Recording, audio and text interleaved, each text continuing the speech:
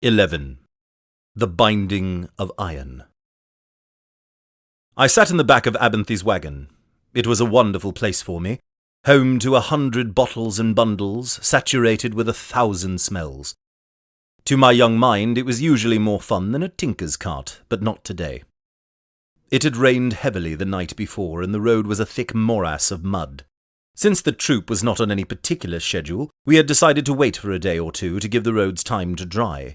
It was a fairly common occurrence, and it happened to fall at the perfect time for Ben to further my education.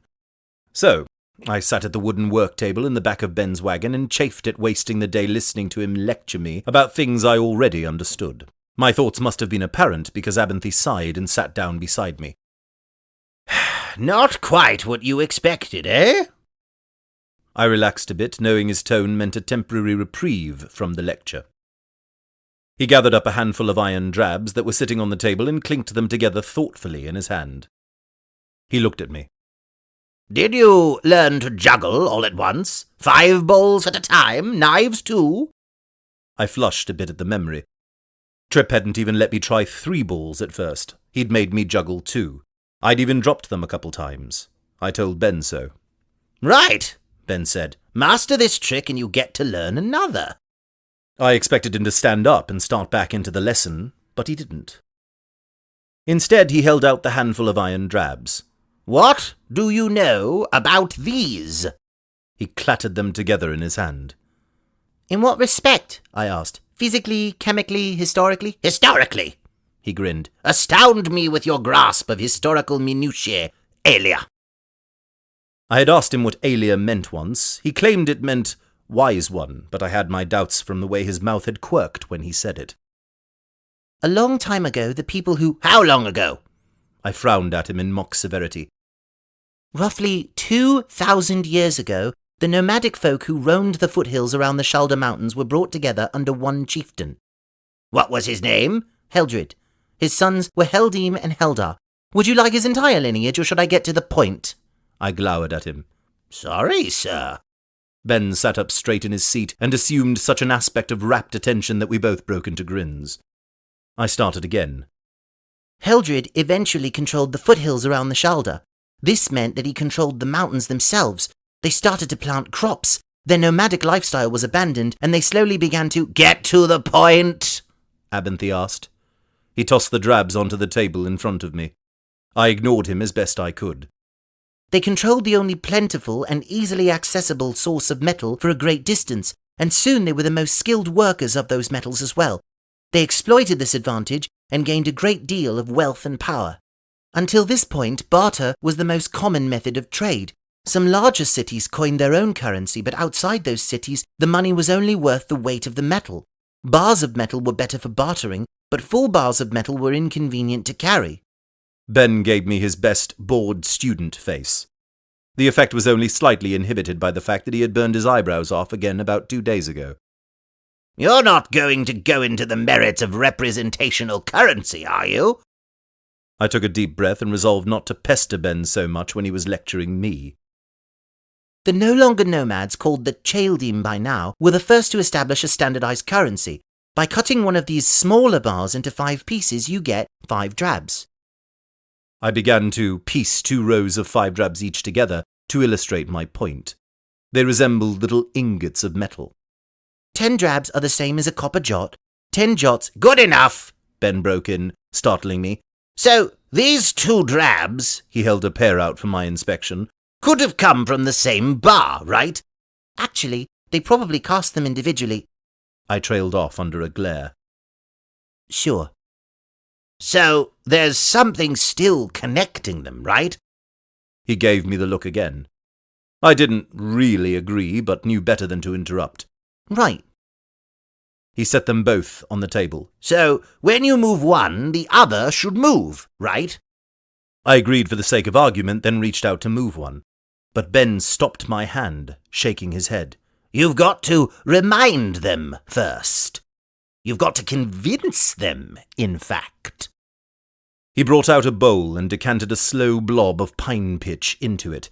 He dipped one of the drabs into the pitch and then stuck the other one to it, spoke several words I didn't recognize, and slowly pulled the bits apart. strands of pitch stretching between them. He set one on the table, keeping the other in his hand. Then he muttered something else and relaxed. He raised his hand, and the drab on the table mimicked the motion. He danced his hand around, and the brown piece of iron bobbed in the air. He looked from me to the coin. The law of sympathy is one of the most basic parts of magic. It states that the more similar two objects are, the greater the sympathetic link. The greater the link, the more easily they influence each other. Your definition is circular. He set down the coin. His lecturer's facade gave way to a grin as he tried with marginal success to wipe the pitch off his hands with a rag. He thought for a while. Seems pretty useless, doesn't it? I gave a hesitant nod. Trick questions were fairly common around lesson time. Would you rather learn how to call the wind? His eyes danced at me. He murmured a word, and the canvas ceiling of the wagon rustled around us. I felt a grin capture my face, wolfish. Too bad, Alia. His grin was wolfish too, and savage. You need to learn your letters before you can write. You need to learn the fingerings on the strings before you play and sing. He pulled out a piece of paper and jotted a couple of words on it. The trick is in holding the Alar firm in your mind. You need to believe they are connected. You need to know they are. He handed me the paper. Here is the phonetic pronunciation. It's called the sympathetic binding of parallel motion. Practice. He looked even more lupine than before, old and grizzled with no eyebrows. He left to wash his hands. I cleared my mind using Heart of Stone. Soon I was floating on a sea of dispassionate calm. I stuck the two bits of metal together with pine pitch. I fixed in my mind the Alar, the riding crop belief that the two drabs were connected. I said the words, pulled the coins apart, spoke the last word, and waited. No rush of power, no flash of hot or cold, no radiant beam of light struck me. I was rather disappointed. At least as disappointed as I could be in the Heart of Stone. I lifted the coin in my hand, and the coin on the table lifted itself in a similar fashion. It was magic, there was no doubt about that. But I felt rather underwhelmed. I had been expecting... I don't know what I'd been expecting. It wasn't this. The rest of that day was spent experimenting with the simple sympathetic binding Abinthy had taught me. I learned that almost anything could be bound together, an iron drab and a silver talent, a stone and a piece of fruit, 2 bricks, a clod of earth, and one of the donkeys. It took me about 2 hours to figure out that the pine pitch wasn't necessary. When I asked him, Ben admitted that it was merely an aid for concentration. I think he was surprised that I figured it out without being told. Let me sum up sympathy very quickly, since you will probably never need to have anything other than a rough comprehension of how these things work. First, energy cannot be created or destroyed. When you are lifting one drab and the other rises off the table, the one in your hand feels as heavy as if you are lifting both, because in fact you are. That's in theory. In practice it feels like you're lifting 3 drabs. No sympathetic link is perfect. The more dissimilar the items, the more energy is lost. Think of it as a leaky aqueduct leading to a water wheel. A good sympathetic link has very few leaks and most of the energy is used. A bad link is full of holes. Very little of the effort you put into it goes toward what you want it to do. For instance, I tried linking a piece of chalk to a glass bottle of water. There was so very little similarity between the two, so even though the bottle of water might have weighed 2 pounds, when I tried to lift the chalk it felt like 60 pounds. The best link I found was a tree branch I had broken in half. After I understood this little piece of sympathy, Ben taught me others. A dozen sympathetic bindings, 100 little tricks for channeling power. Each of them was a different word in a vast vocabulary I was just beginning to speak. Quite often it was tedious, and I'm not telling you the half of it. Ben continued giving me a smattering of lessons in other areas, history, arithmetic, and chemistry. But I grabbed at whatever he could teach me about sympathy. He doled out his secrets sparingly, making me prove I'd mastered one before giving me another. But I seemed to have a knack for it, above and beyond my natural penchant for absorbing knowledge, so there was never too long a wait. I don't mean to imply that the road was always smooth. The same curiosity that made me such an eager student also led me into trouble with fair regularity. One evening, as I was building up my parents' cook fire, my mother caught me chanting a rhyme I had heard the day before. Not knowing she was behind me, she overheard as I knocked one stick of firewood against another and absent-mindedly recited, "7 things has Lady Lackless, keeps them underneath her black dress. 1 a ring that's not for wearing, 1 a sharp word not for swearing. Right beside her husband's candle, there's a door without a handle. In a box, no lid or locks, Lackless keeps her husband's rocks. There's a secret she's been keeping, she's been dreaming and not sleeping. On a road that's not for travelling, Lackless likes her riddle ravelling." I had heard a little girl chant it as she played hop-skip. I had only heard it twice, but it had stuck in my head. It was memorable, as most child rhymes are. But my mother heard me and came over to stand by the fire. "What were you just saying, sweet?" Her tone wasn't angry, but I could tell she wasn't pleased either.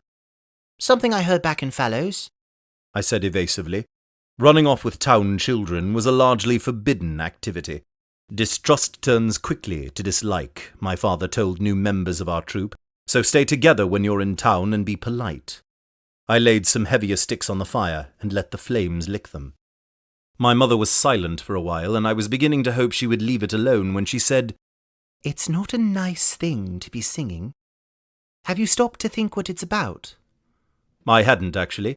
It seemed mostly nonsense rhyme. But when I ran it back through my head, I saw the rather obvious sexual innuendo. "I do. I didn't think about it before." Her expression grew a little gentler, and she reached down to smooth my hair. "Always think about what you're singing, honey." I seemed to be out of trouble, but I couldn't keep from asking, "How is it any different than parts of For All His Wanting? Like when Fane asks Lady Periel about her hat. I heard about it from so many men, I wish to see it for myself and try the fit. It's pretty obvious what he's really talking about." I watched her mouth grow firm, not angry, but not pleased. Then something in her face changed. "You tell me what the difference is," she said. I hated bait questions. The difference was obvious. One would get me in trouble and the other wouldn't. I waited a while to make it clear I had given the matter proper consideration before I shook my head.